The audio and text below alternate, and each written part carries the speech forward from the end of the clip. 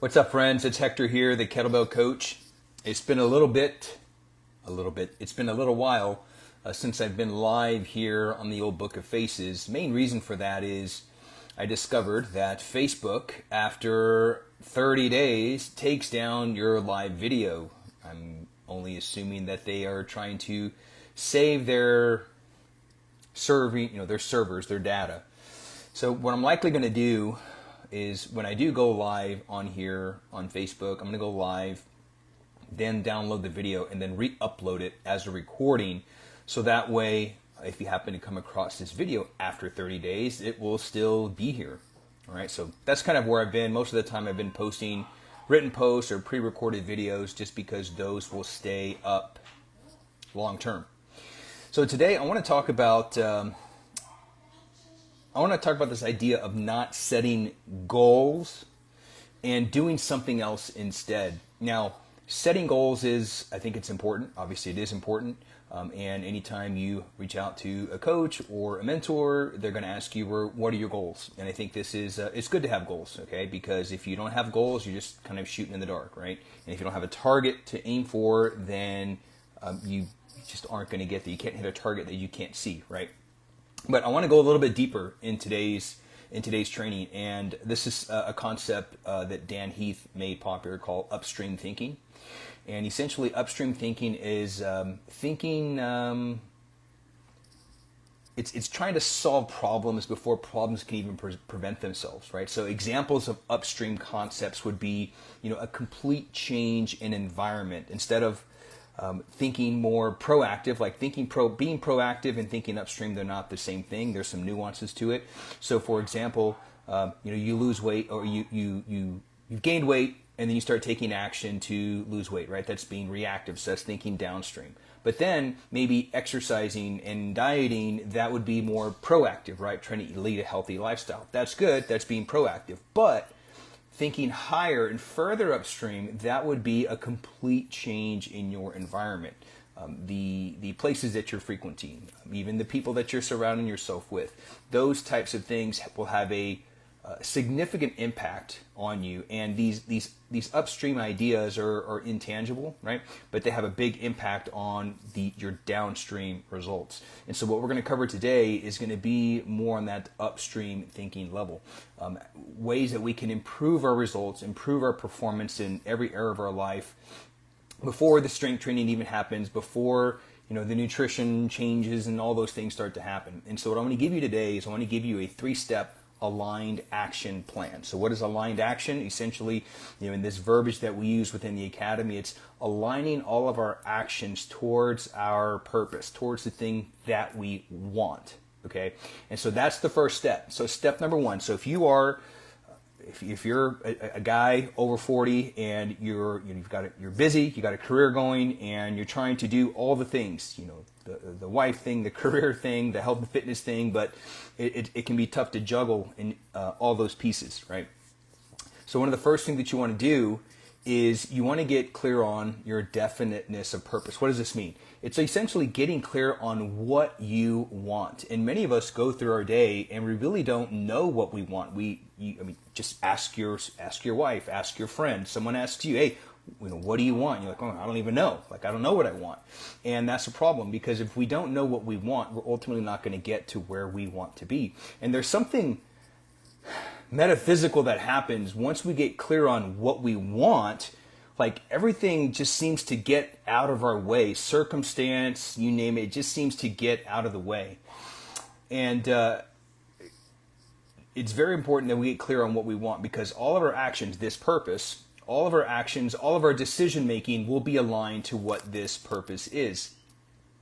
The next thing, once you start getting clear on, okay, here's what it is that I want, now we need to start getting clear on what we're willing to give in return, right? What does that mean? So I did a post yesterday on how alcohol is making guys look like women, and it's true, it does, right? We see the beer belly, we see the man boobs, we see all this, and there's a lot of reasons why that happens. It's not just alcohol; it's a lot of products that we expose ourselves to, our environment, that mimic estrogen. They're called xenoestrogens, and when it starts to mimic estrogen, it creates body fat. Higher levels of body fat creates more estrogen in our body, and then what happens is it triggers this effect called aromatase. And what aromatase does is it essentially transforms or converts your current testosterone into more estrogen, and then it just repeats the cycle, right? And this part of this whole getting clear on your definiteness of purpose, this whole idea is also getting clear on what you're willing to give in return. This is very important. I've struggled with this myself at times, but a lot of the students that we have served over the last 14 years, many of them are still attached to those things that have kept them trapped. So we can't have, you hear the saying, like have your cake and eat it too. There's some nuance to that. You can't be the same person. You can't continue being the same person that you are now if you want to be somebody else, right? What's the saying? You can't solve the problem with the same thinking that caused the problem in the first place. So to think that we can attain a particular goal, an end result, to think that we can attain that without giving up something in return, whether it's our effort, our time, our money, our little pleasures in life, to think that we don't need to give those up temporarily violates the law of economics. What's the law of economics? It's essentially trying to get something for nothing, right? So we know that we can't attain what it is ultimately that we want if we're holding on to the things that got us into that problem in the first place. Now that you have gotten clear on what it is that you want, and you've now gotten clear on what it is that you're willing to give in return for that thing, the next thing is to create a timeline. When do you want to attain this? Like, what's the deadline?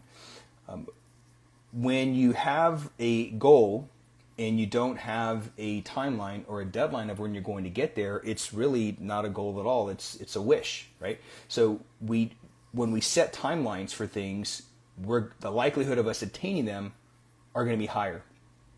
A few years ago, we started setting family goals here at our house. And one of them was every Saturday, we're going to clean the house together as a family. Kids are going to do their room. We're going to do the house, so on and so forth. And we started doing that because, as you know, if you've got kids, I was a kid once. I'm sure obviously all of us were kids once. When you tell your kid, hey, you need to clean your room, they will procrastinate like all day. Hey, you need to clean your room today. Well, what's going to happen is they're going to procrastinate the majority of the day, and then when it's time to go to bed or time to leave somewhere for the day, then they're scrounging, right, trying to get their room clean. And I think that's called Parkinson's law. Parkinson's law states that we'll use all of the time that we give ourselves. We will spend all of the money that we make, essentially, right? If we get a raise and we're making, X thousand dollars per month, we will naturally, or more often than not, increase our expenses to kind of meet that same income that's coming in. That goes for setting our goals too. If we don't have a specific goal, we're not going to get there. So what we started doing was telling our kids, hey, look, you need to have these rooms cleaned within this next hour, or like, here are the consequences. And once we started imposing a timeline, things got done like within 30 minutes. Right? And so as adults, we kind of suffer with those same things. If we don't give ourselves a deadline, then there's really no urgency to attain the goals that we have set for ourselves. Right? So one of the key things to getting clear on what it is that you want is setting a timeline. The second step of the action plan is creating a definite plan. Okay, we call these the 3 P's of progress. Okay, definiteness of purpose, definiteness, a definite plan, putting together concrete action steps. I did a 5-day challenge a few months ago on how to become more disciplined. Okay, and one of the days was covering the 5 components to developing a new discipline. And so those 5 components are: component number 1 is a reason why. Why is this important to you? Once we get clear on the reasons why something is important to us, the likelihood of us actually doing it is going to be higher. The second component when developing a new discipline was identifying the trigger. What is the trigger that keeps you regressing back to the old habits that were holding you, that you were attached to? Okay. The third component to developing a new discipline was micro disciplines. What is something you can do every single day that seems insignificant, that takes maybe 60 seconds to do? What is something you can do every single day that takes about 60 seconds. This starts to create momentum, right? So that was the third component to developing a new discipline. The fourth one is establishing an effective practice. Like, okay, now let's start like getting our reps in, essentially. And then the fifth one is a trackable plan of action. So you need a concrete plan to attain whatever particular result it is that you're looking for. For our students, these are men over 40 who want to build a stronger body, more flexible body, obviously a leaner body, but they want to have the energy to, set a good example for their kids. So if that's your particular goal, if you're trying to build a stronger, healthier, more flexible body, you need a direct plan of action. This could be hiring a mentor, this could be investing in a program, it could be many things, but you've got to have some kind of plan. And here's the thing, don't overthink this. Many people overthink this step. You don't need the perfect plan. You just need a plan to get started, because the likelihood of the plan that you start is not going to be the ultimate plan that gets you to where you want to be. You just need to choose something to get started with now, whether you're ready or not. So having a concrete action plan is essential. And then the third part of this aligned action plan is the final P of the 3 Ps to progress is persistence. So the first one was definiteness of purpose, then definite plans, and next is purpose. The next is persistence. This is a lesson in virtue. Okay, what is virtue? Virtue essentially are healthy habits. Okay, and the virtue of fortitude is one of the 4 moral virtues. So the 4 moral virtues we have are, number 1 is prudence. Prudence is the virtue that governs all virtue. You can think of prudence as wisdom. Wisdom is using knowledge at the right time and in the right way. St. Thomas Aquinas said that prudence was right reason in action. And I believe it was the book of Proverbs who said, I think it was chapter 6, verse 1, it says that wisdom is better than strength. Being a wise man is better than being a strong man. So growing in prudence, knowing when, the right time, right place on when to take your actions. The second moral virtue is fortitude. Fortitude, and each of these, they're called the 4 cardinal virtues, because cardinal, I believe in Latin, is cardo, which means hinge. So all virtues hinge or depend on or come off of these 4 moral virtues. And underneath each of these 4 virtues, you've got a bunch of sub-virtues. So we have the virtue of fortitude. You can think of it as like steadfastness. You can think of it as strength. But also sub-virtues beneath that are patience. Another sub-virtue is persistence. And another sub-virtue is perseverance, right? So these all kind of go together: patience, persistence, perseverance. And you're going to notice as you go through this journey, this health and fitness journey, this journey of life, growing as a man, husband, and a father, is you need to grow in virtue in order to not only just attain your goals, but to lead your family, right? And then the third moral virtue is justice. Justice is, the philosophical definition of justice is giving to God and your neighbor what is due to them. Beneath justice, we've got a couple of sub-virtues. One of the key sub-virtues of justice is the virtue of religion, which is also giving to God what is due to him, right? Which is worship. And then justice is also the foundation of love, right? What is due to neighbor and to God? Well, love, right? Love is not an emotion. Love is it's a free act of the will. It's willing the good of another person. And then we have temperance. Temperance is the 4th moral virtue that you can think of as discipline, right? So it's all, as we grow as a person, as we grow in virtue, the likelihood of us being persistent towards the goals and the tasks that we have set ourselves are going to be a lot higher. So why is all this important? Why do I mention getting clear on your definiteness of purpose? Why do I mention creating a concrete plan? Why bother growing in virtue and in persistence? Why? Because in my opinion, it's yours, mine, it's our moral obligation to attain our goals. If if you've got a particular goal that you are chasing that you know is going to be of better service, it's going to allow you to be of better service to your family, to your community, to your coworkers, to your country. If you've got goals and aspirations, you have a moral duty to attain those. And it's going to be very difficult for you to attain those goals if you don't know what it is, number one, that you want. If you don't have anything that you're willing to give in return to get there, you don't have a concrete plan of action to at least get started now to attain that, and you're not persistent to get that. The moment that you hit any obstacle, you just kind of give up and go to the next shiny object, right? We got to stay the course. And so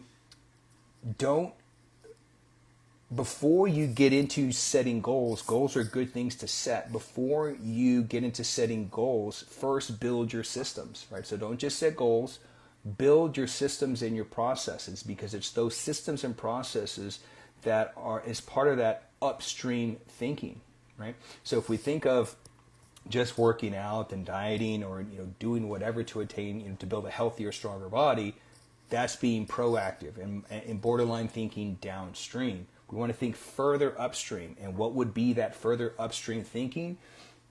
Building out your systems, building out your processes, developing and growing in discipline. Discipline is not like this trait that anybody is born with. Discipline is a system.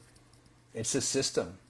And the reason why systems are important, systems are actually one of our core values at Hardstyle.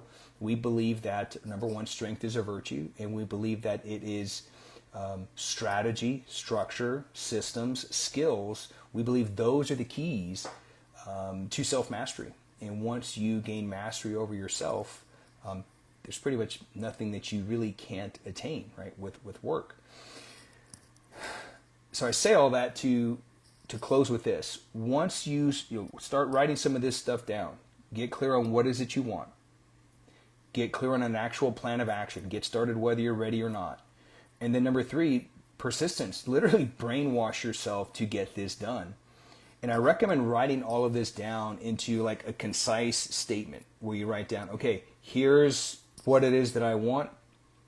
Here's when I'm going to attain this thing, by this deadline. And I recommend setting your deadlines like at least 90 days out. Like I'm going to give myself, on this date, 90 days from today, I'm going to attain this particular goal.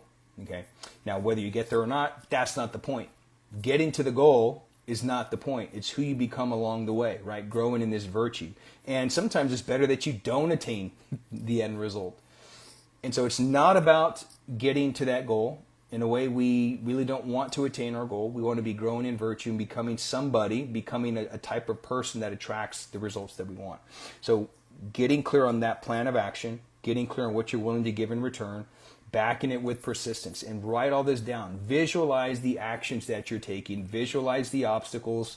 I think it was the movie The Equalizer with Denzel Washington. He's talking about, he says something to this effect. He says, when you pray for rain, you got to deal with the mud too. So, visualization is not this like, I'm going to manifest this into my life. Manifestation is a lie. It's BS. Don't fall for things like that. You got to do the work. Yes, visualize the steps that you're taking. Visualize what you're 100% committed to doing. There's a big distinction in those. But then also you got to visualize the hardships, because this is a journey. There's going to be a lot of ups and downs in the journey. So visualize those obstacles. Visualize yourself doing the work. And don't confuse this with law of attraction nonsense. This is you doing the work, okay?